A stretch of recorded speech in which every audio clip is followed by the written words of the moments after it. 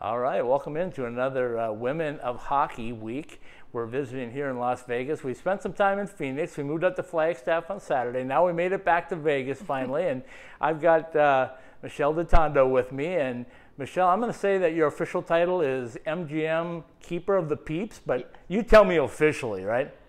Officially, Chief Human Resource Officer. Very nice. And you're here at the Bellagio, right? Your offices. So. Yes. I know you saw a lot of hockey, probably a team that you didn't really want to see here not too long ago, but a lot of hockey nonetheless, right? Yes, I think the Sharks and the Capitals both stayed here during the playoffs. So. Very nice. So tell me a little bit about, first of all, being a hockey mom and your love for hockey. How'd you get started loving hockey? I actually grew up in Las Vegas, so I never watched a full hockey game until I started dating my husband. Right. He grew up playing hockey, played in college, and when we were dating, I used to go to all of his games, and then stopped once we got married because I didn't have to go anymore. Right. And most of our friends are from his hockey team, and we've traveled together and gone to men's league tournaments and have a great time. Kind of got back into it when our son, who's 14 now, started skating. He was probably around 4 or 5 when he started skating and started playing mites, and we've spent our life at the rink since then. Right. And then, of course, Vegas gets the NHL franchise. And tell me what was going through your head when you first found out that might be a possibility, like 3 years ago? I mean, it was really exciting. I think, didn't seem like it would really come to fruition. So, even we were involved in the sale of the season tickets, even, before we had a team, before we had an arena. And so even though we were involved, like the first opening day was just really, it was incredible to be there and to see everything come to reality. It was exciting. And then from that point on, you not only get a great general manager, you got a great owner, you get a great head coach, and then this team they put together shocks the world, basically, don't they? Yeah.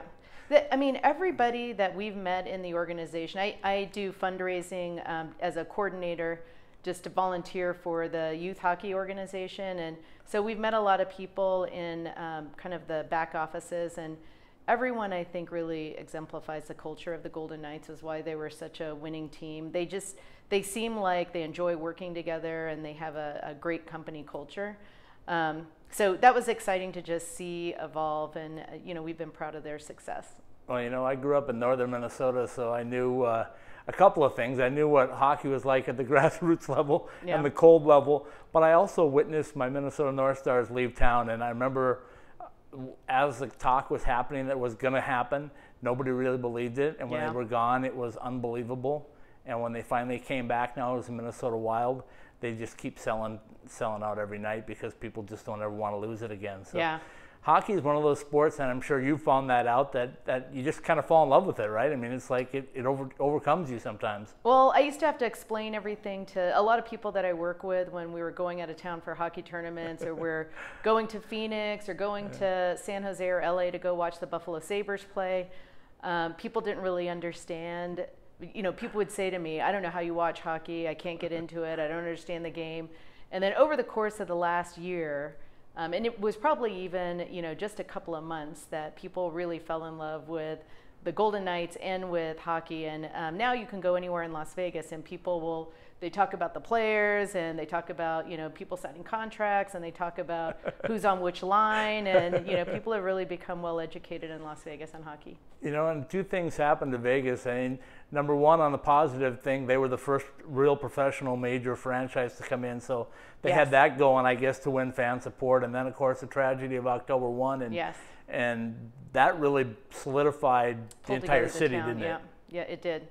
And, I think the thing that I always talked about, just seeing the season evolve, I think when they announced the name, if you were, a native Las Vegan, we were like, why not silver? We're the silver state. People didn't understand the gold. To the end of the year, when people, my friends are like on the internet looking for gold hats and gold pants and gold shoes and gold jackets, and seeing everyone all decked out in gold with gold signs, and everyone was getting gold fingernail polish.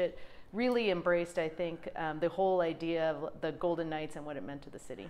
You know, I remember back at the naming time, everybody's trying to guess what it would be, and I said, silver makes sense because you are the Silver State, but try telling Bill Foley something's going to be silver. Yeah. I think he only knows one direction, and that's gold, right? It really did, it panned out. I mean, you know, people had an opinion on Chance as a mascot, and you know, all of it is just really embraced by the city now.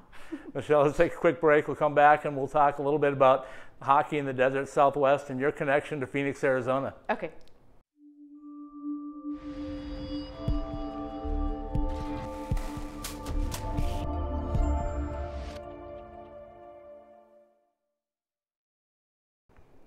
All right, we're back with another segment with Michelle DiTondo here in the Bellagio in Las Vegas. And Michelle, we're talking hockey, but it's like 116 outside. I know. Sometimes it's hard to do, but when you're part of the hockey family, it's like year-round, isn't it? I mean, I know you guys were just out to Buffalo, New York, right? Yeah, my son's at a camp right now in Toronto, and he's been to Denver at a camp, and we had a tournament here over 4th of July. So when you live in Arizona or Vegas, the thing you have to get used to is, you know, being outside in 116 and shorts and a tank top, and then going inside of a rink and always carrying a jacket and some UGG boots in your car so you could change to be in a rink. And we talk about Arizona and Arizona State. You have a connection to Arizona State in Tempe, Arizona, don't you? Yes, I did. I went to Arizona State for my bachelor's degree, and I loved living in Tempe. It was I always say the best 5 years of my life, because I had a victory lap at Arizona State. I didn't want to leave. You're not alone there, believe me. And one of the things with Arizona State now, they're the first team in the real West to get an NCAA team, and things are growing there. There's a new arena coming on campus here in a couple of years, and a women's program that's flourishing. A women's program that, by the way, I don't know if you know, but they're going to be hosting a conference tournament right up here in Vegas in February. Oh, that's exciting. It's exciting. And then, of course, Grand Canyon across the city has got a men's and a couple of men's club teams and a women's team. So hockey is growing in the desert Southwest. But tell me a little bit about how your 14-year-old got into hockey here in Vegas. Well, it's exciting to see it growing here too. Because my husband played, you know, he was always like, if he likes hockey, he likes hockey. But if he wants to do something else, he could do something else. And from the time my son started with Learn to Skate, he's been obsessed with hockey. So, you know, I think in that way my husband was lucky, because he's been able to grow up playing hockey. And I think learning from my husband, who his brothers play, his dad was a coach, my nephews play, my niece play. So, you know, we've always been around hockey and around rinks. The thing is, though, in Las Vegas, my son is 14. There are 2 travel teams in all of Las Vegas, right, at his age level. So we were continually on the road in Phoenix and in LA and Utah to play teams. So I think this year they've said there's over 1,500 kids or so in Learn to Skate. Wow. You know, we've got multiple teams at the mite level, and so, you know, I think 5-10 years from now, we'll be like Phoenix, where you can have leagues that are playing within the city and you drive across town for a game versus having to drive to LA or to Phoenix. And how big of an impact were 2 programs here? First of all, UNLV's resurgence, I'm going to call it, because over the last couple of years, the stuff that Zcon has done, and Anthony Vigneri-Greener, and of course Nick Raboni, they've all done a wonderful job of building that program up. But their program and the Golden Knights have really helped the youth program, haven't they? Yeah, I think it's just an interest in hockey in general. People just couldn't get enough. And you know, it's one of those games where I feel sorry for baseball parents, because you go to a baseball game and, you know, I'm sure there are people who love baseball, but it's long and there, you know, so much time without any activity, where you go to hockey and it's 1 hour, you're kind of in and you're out, and the entire time is really exciting. I think people found that out even, you know, when they were watching the Knights, they couldn't get enough, so they started going to the UNLV games, had 1,000 people at it. Right. And we've had people show up at our youth hockey games that are just there to watch hockey and don't have kids that are playing. So, you know, I think the interest in the city is just driven. Kids go to one Knights game, and they might go to a UNLV game, and then they decide they want to play hockey, and they have their parents taking them to Learn to Skate, and you know, it's all kind of started there with just exploding in the city. You know, I have to ask, your son, you said, was going to prep school in Buffalo. Yeah. Has he seen any differences between hockey in the Desert Southwest and hockey, say, in Buffalo from where he's been? Well, you know, he played in a tournament. He's played in 2 tournaments with the Junior Golden Knights in Quebec. Okay. And you know, it's they noticed there that the kids in Quebec are faster skaters, and you know, they say they play with like more finesse.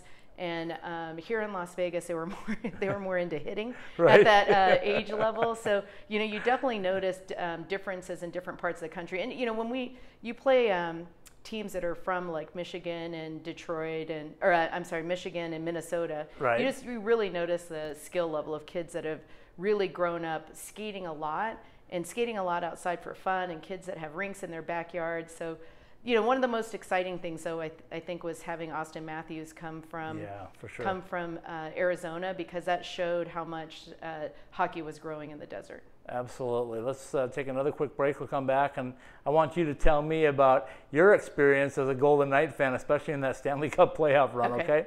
Great.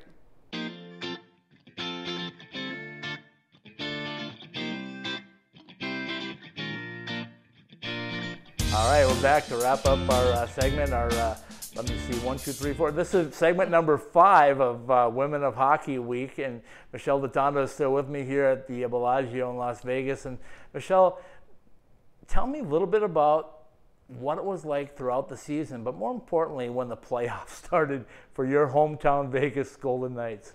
You know, kind of statistically, as we were going through the season, towards the end, we knew they were going to be in the playoffs, but it was still the day that they clinched it was hard to believe that we were going to go to the playoffs. You know, we for years have been Buffalo Sabres fans. Right. And so, you know, it's been a long stretch for Buffalo. So when we bought our season tickets, we thought, you know, it'll be fun to go. We won't make it to all of the games. We'll give some of the tickets away to my husband's an elementary school principal. We've given some to his teachers when we've been out of town. But we went to way more games than we thought we would go to, because they kept winning, and it was so exciting to go. So when we clinched the playoffs, I mean, it was just a memorable game, because right. I just couldn't believe we were there. And then every single series, I was like, there's no way we're going to make it past the Kings.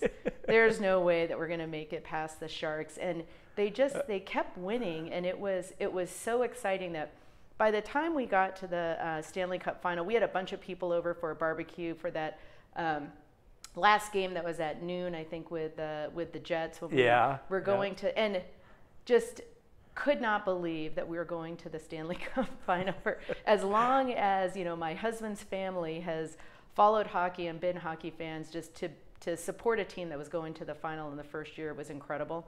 We actually went to one of the away games. We went to Game 3 in DC, and it was scary. They booed my children. We walked into a restaurant, and every single fan in there, you know, booed. I have an 11-year-old daughter. I was like, they're kids. Right. But, you know, hockey fans are passionate, and we had a good time there visiting with some friends and going to the game. And I still held out hope, because they've pulled it out so many times all right. season long. I thought, if there was a team that I thought could win 3 in a row, it was the Knights. And I still think just incredibly proud and happy to have been a part of the season. I think it was a huge success. There's no way anybody could have imagined it being any better. Nobody thought we'd be in, going to Game 5 of the Stanley Cup Final. So it was an incredible, incredible year. The first final game, I walked out onto T-Mobile Plaza and totally just started crying. You know, my husband and my son think I'm an idiot. But I was just like seeing ESPN out there and people right. waving flags. It was awesome. You know, and yourself being embedded in the community for as long as you have been, what was it like to see all of these players, the Golden Misfits, I guess, come in and completely adopt the city like it was their own forever? I mean, Marc-Andre Fleury is everywhere. I mean, Derek Engelland, of course, is everywhere. And the players just really made this feel like it was their home, didn't they? I think I just saw David Perron's family picture was posted on Twitter, and I love that it was in the desert and, you know, just showed the beauty of Las Vegas that people don't see off the Strip. we saw Tuck everywhere. He was at everything in the community, and I think really embraced, his first season really being a star in the NHL, Right. and I think won a bunch of hearts of parents and kids, and every single player I think was like that in the community, and it was just really cool to see them be a part of growing hockey in Las Vegas, and I do think genuinely they loved living here.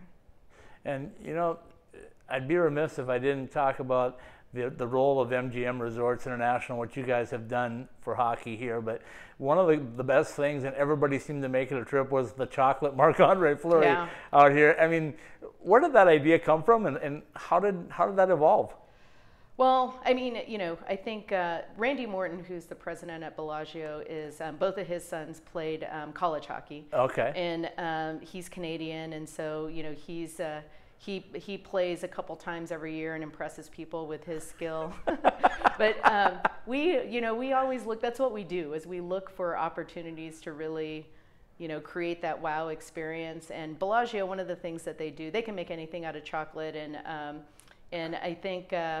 Creating a Marc-Andre Fleury was a huge wow, as was the jersey on on the Statue of Liberty in front of New York, and all of our properties had something that was just really cool to see.